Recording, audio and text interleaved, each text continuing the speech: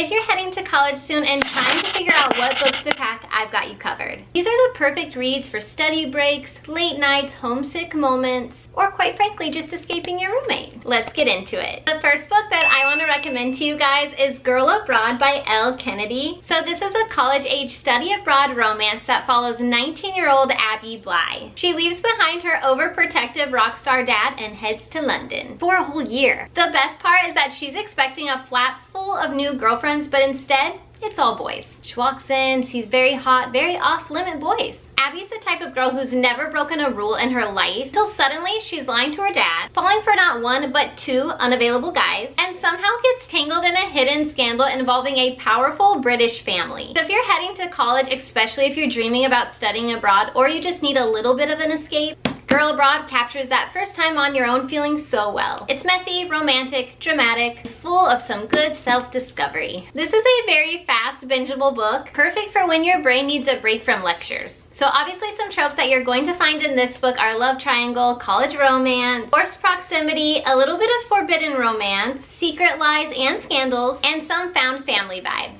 Honestly, her whole experience in London is one I am so very much jealous of. I highly recommend bringing this one to college with you. Next up is Twisted Games by Huang. Okay, so if you're going to college this fall and you want to romanticize your life with something forbidden and a little emotionally devastating, this book is it. So Twisted Games is a slow burn princess and her bodyguard romance. It starts with Bridget, a royal studying at an American university to basically escape the pressures of palace life. I love Bridget. She's smart, stubborn, trying to find some freedom before the crown comes calling her home. But then Reese shows up.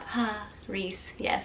Her new painfully hot bodyguard, who's pretty much cold, commanding, and completely off limits. But the tension, through the roof. So I think this one is a really good one to bring to college with you because it does start literally in college, where she's having to balance student life and royal expectations, but then it just spirals into this ultimate escape fantasy. So if you're in class and you're daydreaming about secret romances, complicated power dynamics, and touch her and die energy, this one's for you. Plus, I think this book does a really good job with like the whole coming of age moment. You know, the ones where your choices start to suddenly matter a lot more than they used to. So the tropes that you will find in this book are forbidden romance, princess bodyguard, age gap, college a little bit, definitely slow burn, touch her and die energy, and he falls first. I loved the banter in this book, and I think the chemistry is really good between the two main characters. Reese, our MMC, is a very broody protector, but with a really tragic past. And what I love about Bridget is that she breaks him down piece by piece. And watching Bridget step into her power while falling in love, literal fairy tale.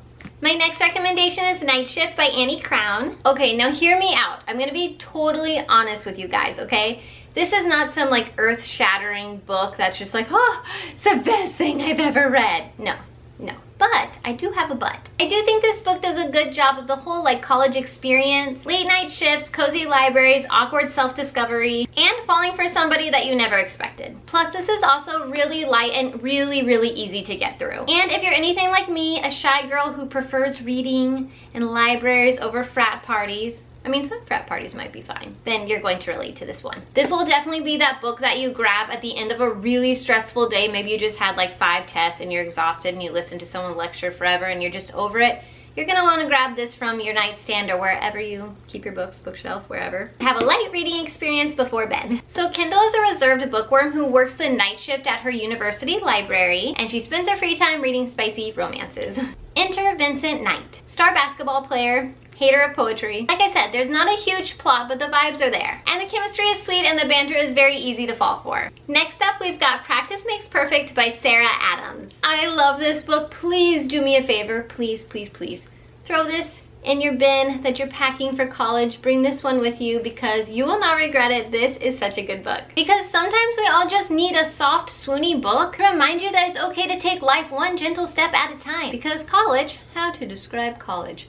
Full of pressure, socially, academically, emotionally, and Practice Makes Perfect is the perfect reset button. Seriously, this book is adorable. If you're in college and you're far from home, Annie's world will just wrap around you. This book definitely gives me the whole Gilmore Girls vibes too, and I love Gilmore Girls, so it's like definitely got that cozy town, small town charm, quirky neighbors, and trust me, the romance is never boring in this one. So Annie Walker is a quiet florist living in a very small town where everyone knows everyone. She ends up going on a date and she overhears the guy say that she is unbelievably boring.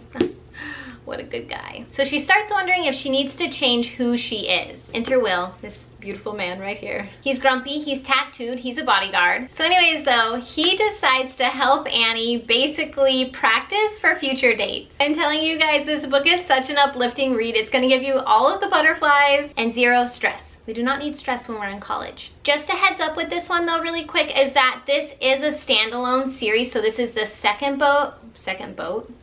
Okay, apparently I want to go boating. The first one is called When in Rome, and also I highly recommend that one too if you want to read that one first. It will give you a little bit of a background with the town and with Annie and everything, and kind of the family dynamic, friendships dynamics, you get all that. But it also can be read as a standalone, but if you're just like, okay, I want one or two good books to bring, I highly recommend this one. This one so far has been my favorite out of the series. And last but not least, I highly recommend adding to the college bin that you're taking with you, Winter Garden by Kristin Hannah. Obviously, this book is a very different vibe than the other books that I previously recommended, but hear me out. So this is a historical fiction, but if you're like me and you're studying history or you want to learn more about history, I figured this would be a good one because it's like both. You get to enjoy reading and you get to learn something. So see, two birds with one stone, you're welcome. So this book is about Meredith and Nina, who are sisters, and they honestly could not be more different. One is very grounded, one is very adventurous, but neither one of them has been able to crack the emotional wall that their mother Anya has put in place. So when their dad falls ill, his final wish is for Anya, their mom, to finish this story that she had been telling the girls since they were little,